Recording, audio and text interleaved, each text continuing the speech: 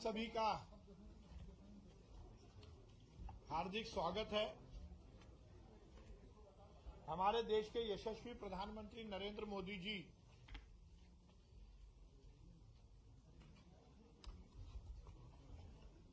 का विशेष विजन है कि 2047 जब हिंदुस्तान की आजादी के 100 वर्ष पूर्ण होंगे, ये देश दुनिया का सर्वश्रेष्ठ राष्ट्र बने, विकसित भारत 2047 इस मिशन को लेकर माननीय नरेंद्र मोदी जी के नेतृत्व में देश में और हमारे मुख्यमंत्री डॉक्टर मोहन यादव जी के नेतृत्व में प्रदेश में बहुत द्रुत गति से कार्य हो रहा है।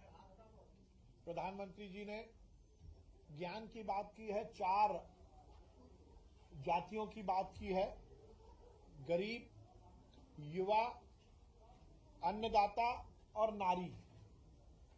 इन चारों को समाहित करते हुए 2047 में ये देश विकसित भारत के रूप में स्थापित हो, ये हम सबका लक्ष्य है। ज्ञान में दूसरा शब्द वाय युवा को परिलक्षित करता है। युवा का विकास, युवा का कल्याण, युवा के अधिकारों का संरक्षण और उसके साथ साथ युवाओं में कर्तव्य बोध। इस देश का युवा समृद्धशाली हो, शारीरिक और मानसिक रूप से सुदृढ़ हो और वो अपनी शारीरिक, मानसिक हर एक दक्षता को इस देश के नवनिर्माण में, विकसित राष्ट्र को बनाने में लगाए। यही हम सबका लक्ष्य है। विकसित भारत 2047 की थीम को लेकर दिल्ली में 28वां राष्ट्रीय युवा उत्सव आयोजित किया जा रहा है। इस युवा उत्सव के लिए विभिन्न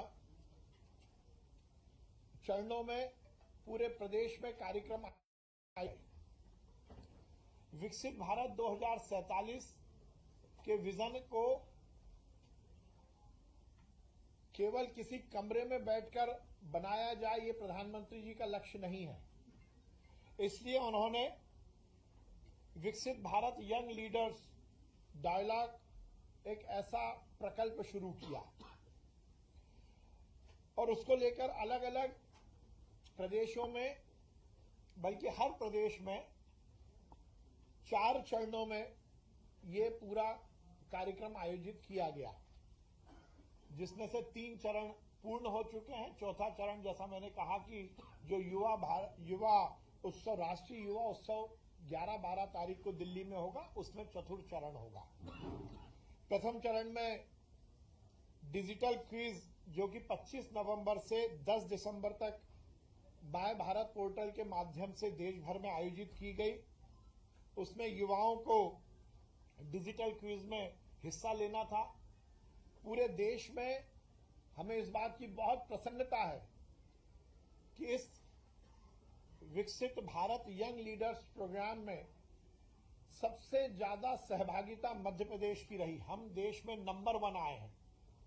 हमारे प्रदेश के लगभग 1,79,000 युवाओं ने माय भारत पोर्टल में रजिस्टर करके 2047 का हिंदुस्तान कैसा होगा, इसमें अपनी सहभागिता विचारों के माध्यम से देने का निश्चय किया। मुझे बहुत प्रसन्नता है कि देश में हम नंबर 1 हैं। प्रथम चरण में डिजिटल क्विज हुई, जो 25 नवंबर से 10 दिसंबर तक हुई। द्वितीय चरण में निबंध लेखन प्रतियोगिता हुई, जिसमें 10 टॉपिक पर ऑनलाइन निबंध, लगभग 1986 निबंध इसमें प्राप्त हुए और 25 प्रतिभागियों ने, इस प्रकार से कुल 250 प्रतिभागियों का राष्ट्रीय स्तर पर हर एक विषय में 10 प्रतिभागी थे, तो ऐसे 250 प्रतिभागी का चयन राष्ट्रीय स्तर के लिए किया गया। तृतीय चरण में जो 250 युवा थे, उन युवाओं में से हमने 45 को चुना। मतलब टोटल मिलाकर 179 ने पार्टिसिपेट किया प्रथम चरण में। उनमें से 250 का चयन हुआ और 250 में से 45 का चयन हुआ। एक पूरा क्रमबद्ध तरीके से हमने इस पूरे कार्यक्रम को निष्पादित किया और ये 45 युवा 11 और 12 जनवरी को भारत मंडपम दिल्ली में माननीय प्रधानमंत्री जी के साथ संवाद स्थापित करेंगे, अपने विचारों का आदान प्रदान करेंगे। ये विकसित भारत यंग लीडर प्रोग्राम का आयाम था। उसके साथ ही युवा उत्सव में सांस्कृतिक और अपनी अलग अलग विधाओं को प्रदर्शित करते हुए प्रतिभागियों का चयन भी करने का निर्णय केंद्रीय युवा कल्याण विभाग ने किया था और उसमें 7 विधाओं में लोकगीत, लोक गायन, पेंटिंग, भाषण, विज्ञान मेला, कहानी लेखन और कविता लेखन, ऐसे 7 विधाओं में भी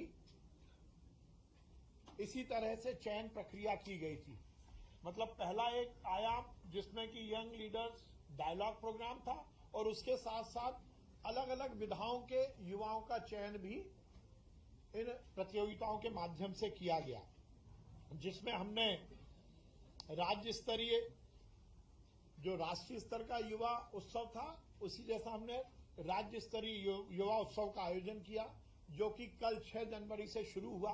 3 दिवसीय राष्ट्रीय युवा उत्सव राज्य युवा उत्सव हमने आयोजित किया। कल 6 जनवरी को उसका इनॉग्रेशन हुआ और आने वाले कल 8 जनवरी को माननीय मुख्यमंत्री जी के कर कमलों से उसका समापन होगा। उसमें 10 संभागों के लगभग 350 प्रतिभागी इन 7 विधाएं जो मैंने बताई, लोक गायन से लेकर और भाषण प्रतियोगिता तक, इसमें लगभग 350 युवाओं ने भाग लिया। इन 7 विधाओं के प्रतिभागी में से हम फिर 45 लोगों का चयन करेंगे और वो 45 लोग 11-12 तारीख को दिल्ली में माननीय प्रधानमंत्री जी के सामने जाएंगे। मतलब 45 लोग यंग लीडर्स प्रोग्राम के अंतर्गत और 45 लोग सांस्कृतिक वर्ग के, इस टोटल मिलाकर 90 युवाओं को हम दिल्ली भेजेंगे, जो कि मध्य प्रदेश का प्रतिनिधित्व राष्ट्रीय युवा उत्सव में करेंगे। ये पूरा कार्यक्रम में हमें इस बात की बहुत प्रसन्नता है कि मध्य प्रदेश में देश में नंबर 1 स्थान पाया है।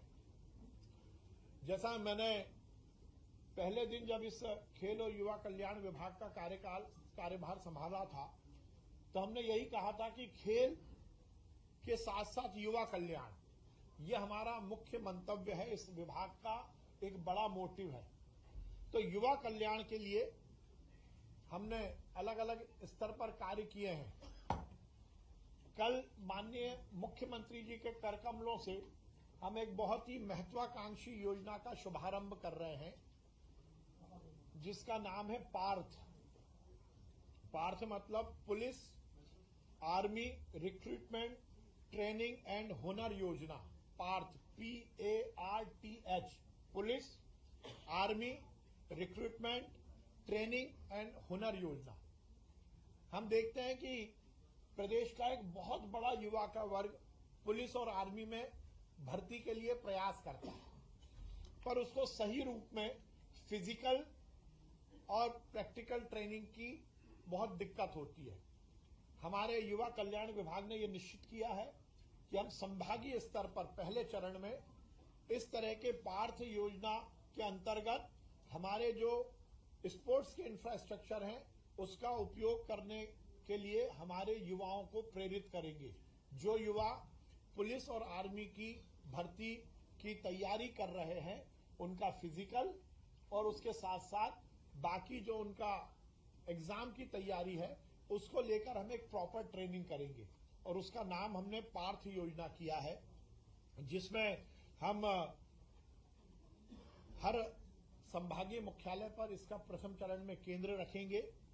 जिसके अंतर्गत भारतीय सेना, पुलिस, पैरामिलिट्री में जो रोजगार के अवसर है उसके लिए शारीरिक मानसिक प्रशिक्षण के साथ साथ जो परीक्षा का गाइडेंस होता है वो भी वहां पर उपलब्ध किया जाएगा।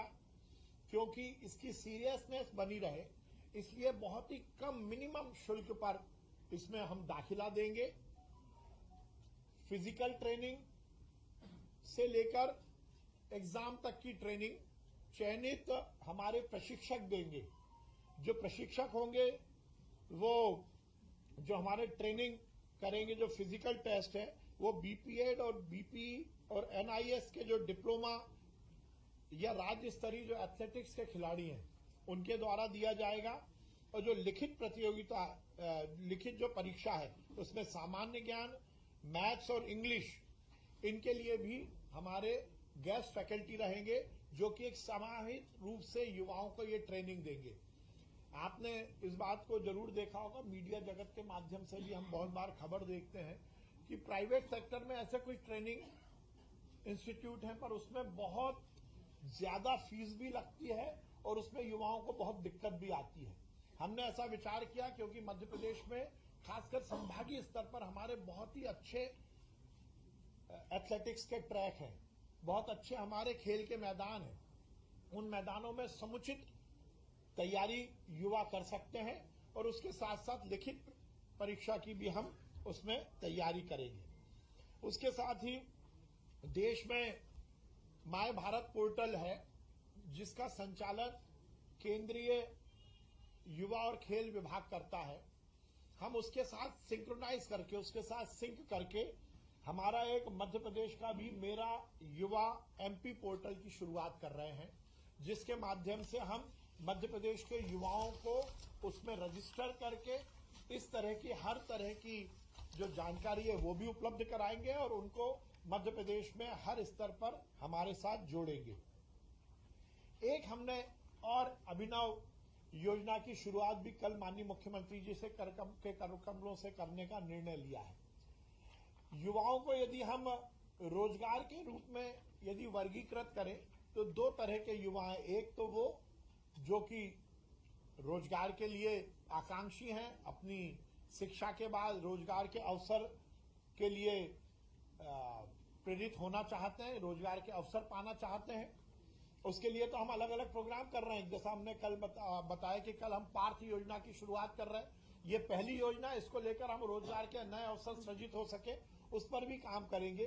पर कल एक हम सामाजिक रिस्पॉन्सिबिलिटी फील करने के लिए वो युवा जो ऑलरेडी अच्छा कर चुके हैं, चाहे वो सरकारी नौकरी हो, प्राइवेट सेक्टर की नौकरी हो या वो बिजनेस में जुड़े हों। स्टार्टअप में हम देखते हैं बहुत युवा बहुत अच्छा काम, हम देखते हैं बहुत एंटरप्रेन्योर्स हैं जो कि अच्छी फैक्ट्री चलाते हैं, बहुत अच्छे युवा हैं जो आईटी सेक्टर में काम कर रहे हैं, उनको बहुत अच्छा रोजगार मिला है। हम उन सब युवाओं को अंगीकृत करते हुए, एक सूत्र में बांधते हुए एक नए अभियान की शुरुआत कर रहे हैं जिसका नाम हम दे रहे हैं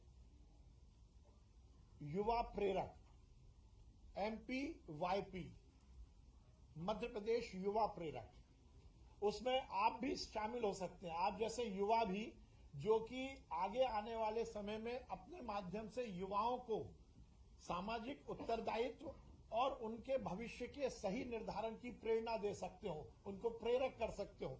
बेसिकली मेंटर जिसको हम बोलते हैं, ये मेंटर बनाने के लिए एक हम प्लेटफॉर्म उपलब्ध करा रहे हैं।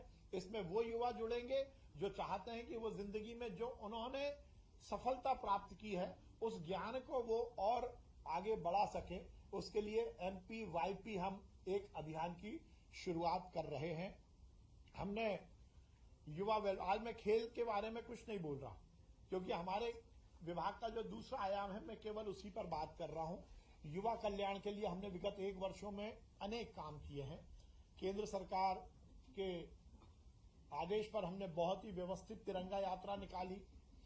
हमने माय भारत पोर्टल में अधिक से अधिक युवाओं को जोड़ने का काम किया। हमने संविधान यात्रा निकालकर जन जागरण करने का कार्य किया। आगे आने वाले समय में हम ये सुनिश्चित करना चाहते हैं कि मध्य प्रदेश में युवा कल्याण को लेकर हम बहुत विस्तृत रूप से हमारा विस्तार करेंगे। खेल का उन्नयन, खेल, खिलाड़ी और खेल, इसका उन्नयन ये हमारी प्राथमिकता है, पर उसके साथ साथ युवा कल्याण भी हमारी प्राथमिकता है। और युवा मतलब कॉलेज में पढ़ने वाला, स्कूल में पढ़ने वाला, किसान युवा, मजदूर युवा, साइंटिस्ट युवा, हर एक युवा हमारे टारगेट सेगमेंट में है। उसको हम समाज की आर्थिक, सामाजिक और राजनीतिक तीनों तरह की मुख्य धारा से जोड़ने के लिए काम कर रहे हैं। कल माननीय मुख्यमंत्री जी टीटी नगर स्टेडियम में, इसी प्रांगण में दोपहर में 12 बजे राज्य स्तरीय युवा उत्सव का समापन करेंगे। और इस अवसर पर हम हमारे दो बहुत महत्वपूर्ण आयाम की शुरुआत करेंगे। एक हमारी पार्थ योजना, जिसके माध्यम से हम पुलिस, सेना और पैरामिलिट्री में भर्ती होने वाले युवाओं को ट्रेनिंग प्रशिक्षण केंद्र की शुरुआत करेंगे। और उसके साथ ही MPYP मध्य प्रदेश युवा प्रेरक अभियान की भी हम शुरुआत करेंगे। बहुत बहुत धन्यवाद। संभाग पहले फेज में हम संभाग स्तरीय करेंगे और संभाग के जो जिले हैं वो सभी उसमें आ सकते हैं। पार्क योजना जो शुरू होने जा रही है संभाग स्तर पर, आपके पास इंफ्रास्ट्रक्चर अच्छा है, खेल प्रशिक्षण अच्छे हैं, लेकिन सेना की प्रशिक्षण जिस तरह की जरूरत पड़ेगी वो प्रशिक्षण दिया जाए। तो वही हमने बोला ना कि जो उसमें उस प्रशिक्षण के लिए, उस परीक्षा के लिए जो आहर्ताएं सुनिश्चित करने की जो ट्रेनिंग की जरूरत है वो हम दे देंगे। हर संभाग में कितने बच्चों को ट्रेनिंग दी जाएगी? देखिए ये तो उस संभाग, हमारे इंफ्रास्ट्रक्चर की वो अलग अलग जगह अलग अलग होगा। और क्योंकि अभी ये शुरुआत है तो ये कहना अभियान बहुत उचित भी नहीं रहेगा और सही समय भी नहीं है। कितने बच्चे आते हैं, पर अधिक से अधिक जितने आएंगे हम लगभग उन सबको समाहित करेंगे, क्योंकि संभागीय स्तर पर हमारा इंफ्रास्ट्रक्चर बहुत डेवलप्ड है। सर, मेरा युवा पोर्टल कब तक तैयार हो जाएगा? नहीं, हमारे उसकी लॉन्चिंग बची है कुछ, क्योंकि अभी ये युवा उत्सव जो राष्ट्रीय युवा उत्सव, उसके बाद ही केंद्र सरकार के साथ हम उसको सिंक कर पाएंगे। युवा प्रेरक जो अभियान स्टार्ट होने वाला है, इसमें जो प्रेरक है उन तक पहुंचने की प्रक्रिया क्या होगी? ये जो हमने बोला युवा पोर्टल है, इसके माध्यम से कल इसका अभियान होगा और इसका हम उनसे बातचीत करेंगे। जो बहुत सफल युवा हैं उनको इस बात तक उनका संदेशा पहुंचाएंगे, उनसे बातचीत करेंगे। नंबर भी उपलब्ध कराया जाएगा सर? जी नंबर भी उपलब्ध कराया जाएगा जिससे कॉन्टैक्ट में? हाँ जी, मैंने बोला ना पोर्टल के माध्यम से करेंगे। सर, मेरा सवाल है कि आप युवाओं की बात कर रहे हैं। अभी 2023 में युवा पॉलिसी बनी थी, जो आपके देश नहीं बनाई थी, तो उसका क्या हुआ? उसमें एक अवार्ड दिया जाता था, स्वामी विवेकानंद अवार्ड यूथ को, जो इस बार नहीं दिया गया। तो पॉलिसी के बारे में और ये अवार्ड नहीं, देखिए, जो युवा पॉलिसी है उसके हर आयाम पर केवल युवा कल्याण विभाग ही काम नहीं कर रहा, क्योंकि जब हम युवा की बात करते हैं तो युवा से जुड़े हुए बहुत सारे विषय दूसरे विभागों में भी है। और वो एक एडवाइजरी, लेट मी फिनिश, वो एडवाइजरी जो पॉलिसी थी वो सभी जगह एडवाइस दी गई है और उस पर लगातार काम चल रहा है। हाँ, निश्चित रूप से हमारी डिपार्टमेंट की है और उस पर लगातार काम रहा है। ये युवा नीति के अंतर्गत ही ये सब प्रोग्राम निर्धारित किए जा रहे हैं। युवा नीति में यह है कि युवा की आशा आकांक्षा पर ध्यान दिया जाए, युवाओं को रोजगार के नए अवसर सृजित किए जाए। ये it is all part of युवा नीति। अवार्ड कार्रवाई चल रही है। सर, मेरे पोर्टल पर रजिस्ट्रेशन का कैसा क्या रहेगा? निःशुल्क रहेगा या फिर? नहीं, निःशुल्क। सर, एक और सवाल है मेरा।